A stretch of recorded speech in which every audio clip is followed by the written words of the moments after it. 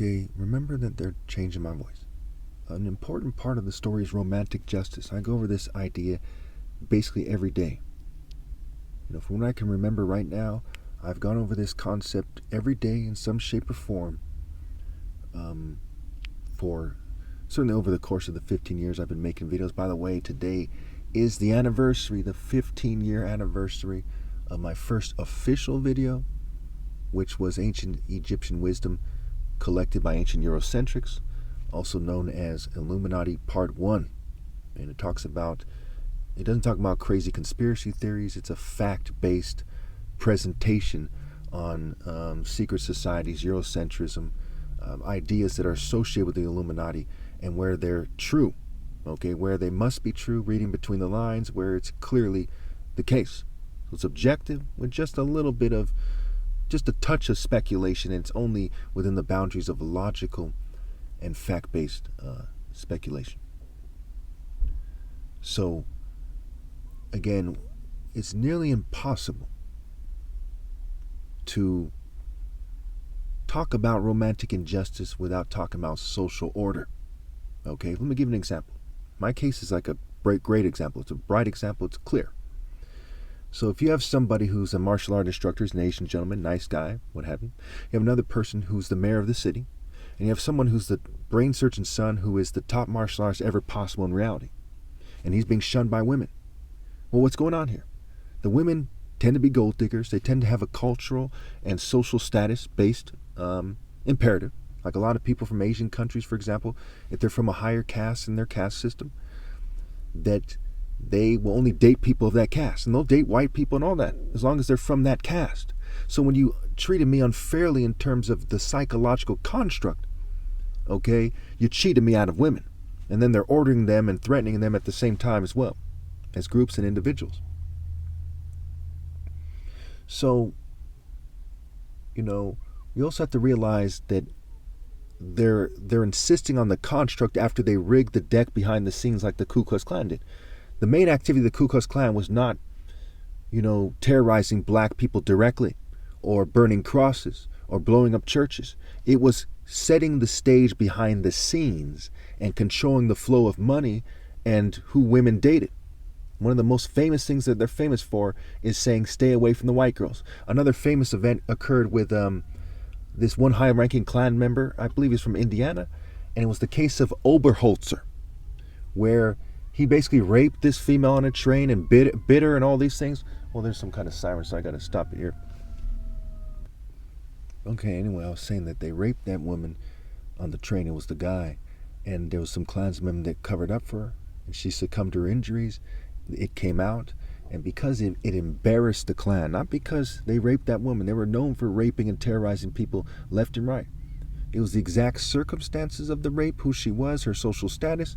It was also that it became this public shaming of the Klan, where to some degree they were able to kind of chop things up to certain factions of the Klan in different locations. So this it hit them in a certain way that made them all look like monsters. Okay, and made it seem like, hey, and he was like he was a factor. He was like the leader of the Klan in Indiana or someplace like this where they were very powerful. It's one of the most powerful Klan figures. So when that occurred in that particular way, lots of people started leaving the Ku Klux Klan. It was this massive exodus, and they returned for the most part to the fraternities that they were in before the Klan. So while they were in the Klan, for the most part, they're in other fraternities as well, right? In fact, William Joseph Simmons was said to be a member of a dozen or 2 dozen fraternities when he started the Second Klan, which was the biggest Klan that rose to like 6 million members, and there wasn't that many people in America back then. It was like the 1920s, what have you. Okay. So, that sexual control was a huge part of it. It also has to do with the spirit of churches, right? The white sheets stand for the spirit of dead Confederate soldiers. It stands for the spirit of white, certain types of white people with an emphasis on Nordicism, okay? And it's Judeo-Christian, so it's also Jewish mixed in there. And a lot of things they did was LGBT, even though on record, their stated argument was they were against the Jews and against the LGBT community. And collaborating with various Jews, because these groups always are corrupt, and at some point the Jews infiltrate them, what have you, various Jewish groups.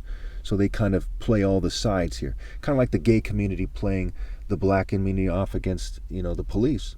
And there's gays in the black community and gays in the police, and they, they're between the Jews and who are doing it and the gays who are doing it, they have inordinate influence in society.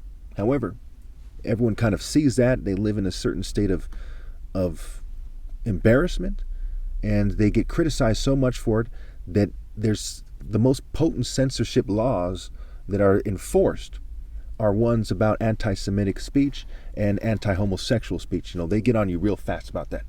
You look at Tinder, for example. It's Hollywood, bunch of gay guys and their allies started, the dating site Tinder, which is like one of the most popular dating sites. And we see plenty of fish. Okay, Cupid. Cupid is a Greco-Roman deity.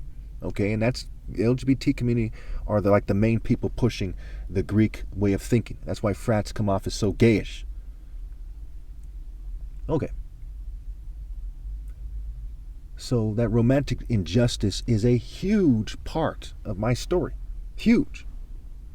As I refer to myself as Christ, as I prove that the idea that people think of is superimposed on me, okay, Christ is the bridegroom, among other things, right? The good shepherd, what have you. But the bridegroom is one of the most pronounced things. We look at Revelation 19, one of the most important chapters in the Bible, certainly relative to Christ.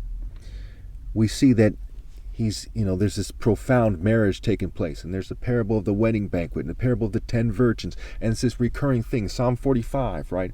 When it says that women must submit, more than ever in the whole Bible, basically, is in Psalm 45, and it says the king will desire your beauty, you must submit to him, okay? He is your king. Honor him, submit to him, bow your head. They have different translations for it, right? You must obey him. And of course, to honor him is obey him. He's the king, right? To bow to him, in a religious context is in submission, okay, in that particular context.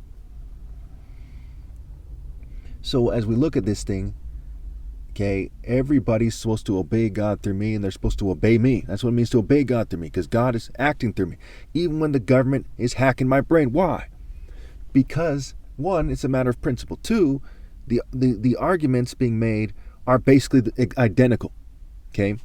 Where, I say the war on poverty plan, right? And do you have a viable counterargument? Do you have a better way of doing it? I mean, it's optimum. It's moral precision that's coming out of me either way. And why would you just kind of shove me to the side and shun me while all kinds of monsters are exerting authority? Okay, even the word deal is lead scrambled. And they talk about making a deal with the devil and signing away your soul, right? And what can the person gain by gaining the world and losing their soul? So what the hell are they trying to gain? Being right with God? Or some worldly trickle-down blood money bitch shit? So you see that this is a recurring thing. It's probably in my video series. I'm past part 60 by now or so, and I put some other parts at the end, like this one video from like 12 years ago, where I have various people who had helped me back then in terms of making one or two videos with me. So overall, people weren't really helping me, right? They just kind of interviewed me or did this, did that. And I predict how it's going to end. It's going to end with the white Jew and LGBT people leading the charge against me. Some trying to blame it on the other groups, what have you. Okay. And the principles in that video, though they edited it to make it so it looked weird. It looked a little bit weird at first, but they made it look fucking weird. And keep in mind that I have the option to take down that video. But I'm not going to do that, even though they edited it. And that has implications on the moral repetition and my philosophy of moral repetition and the video, the wisdom of making these videos in the first place, knowing that the enemy controls the website. I knew that the whole time. YouTube is merged with the government, right? They control it. I'm talking about the Illuminati and conspiracy. I knew that these websites are owned by people that work with the government. Before I read that NSA and Google, bought YouTube or whatever. I was fully aware of that. Before all this Jewish, AIPAC stuff became so commonly discussed. Before I identified Google as being owned by Jews, and their allies. I knew that I could not trust them. But I knew it's a matter of moral precision to make these videos. Didn't know how long these videos were going to be there. Had one channel taken down before. And it's still that moral precision. So that moral repetition and moral precision, that moral repetition, the moral habits, moral cultivation, moral culture, moral continuity, moral will, moral determination, moral clarity, that is there masterfully. While other people lacked the insight, okay? They weren't as perceptive. They didn't have the piercing intelligence, the penetrating intelligence, the sharpness, the mental acuity to make that call. I did. And I made that call before I started revealing myself as the top martial artist ever possible, and well before like 2018 or 19 or whatever it was, where I realized that I'm Christ. And again, this is the 15-year anniversary. 15 years. There's people who are freshmen in college right now who, weren't born yet when I started making videos. It's not college. I mean, it's in college too. Yeah, those little kids. But freshmen in high school who weren't born yet, okay, when I started making these videos in August 31st, 2009. And my arguments are still the same. Okay, moral precision. Okay, the ancient Egyptians, it was a black African religion that they were responding to. That argument evolves after thousands and thousands of sources and countless videos from the opposition view that's been reviewed, countless discussions. Okay, it evolved into a more precise explanation of the same idea. So all those idiots were like, no, we don't want you to say that. No, you're not a professor. They were wrong. And my way was better than theirs. It's better than Cornell, Princeton, Yale, Harvard, Stanford, MIT, Georgetown, you name it. I have succeeded. I went beyond Brown University. All the Ivy League schools put together. The sound motive, sound prioritization, the highest cause. Why, they are mere conformists who rely on book smarts in a system that caters to only certain forms of thinking that are disproportionately feminine. Now again, no one appreciates the idea of a virtuous woman more than I do, and no one ever will. But God is the Father. And they're on some female holding down the most righteous male that ever lived, ever well lived, most righteous person ever lived, well lived type of bitch shit. While these females in the most populated state, in the most populated country, one of the most populated countries in the world, after being warned time and time again, don't shun me. It's going to cost you dearly. They shunned me. And they tried to get me to settle. And they helped gays catfish me. Catastrophic failure. And this is like the feminist capital of the world, where women are supposed to be fearless. They're supposed to tell the government to go to fucking hell, that they're not going to shun Jesus. Some of these feminists are claiming to be Christians. But they did not have the courage to do that. Can they then turn around and say they're equal to Christ? And that males and females are equal? No. And it has to do with spectrums. Some females have achieved more than some males, and moral achievement is what really matters. But they're not equal. We are not the same. The Virgin Mary, if she was based on a real person, to some degree she is greater than fucking Joe Biden and Donald Trump put together. Okay? We're not all equal.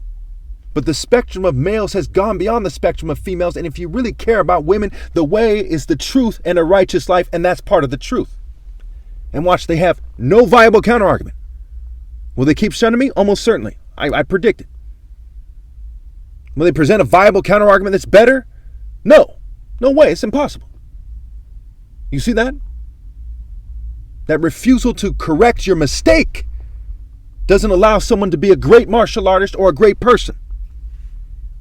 I've corrected every mistake I've ever made, and they're minor mistakes. Everything else is so trivial, you wouldn't even call it a mistake. It's a slip of the tongue or something. But they refuse to correct this very core, direction-determining, defining mistake that they're making as a group, as individuals, and as a group. And they refuse to rally and obey God through me. And attractive women refuse to throw themselves at me as the stakes in the situation are raised, and it makes it harder for me to approach them. Is now the time to start sucking a white supremacist cultural construct dick? Or is it the time to humble yourself and present yourself into submission to Christ? Thank you.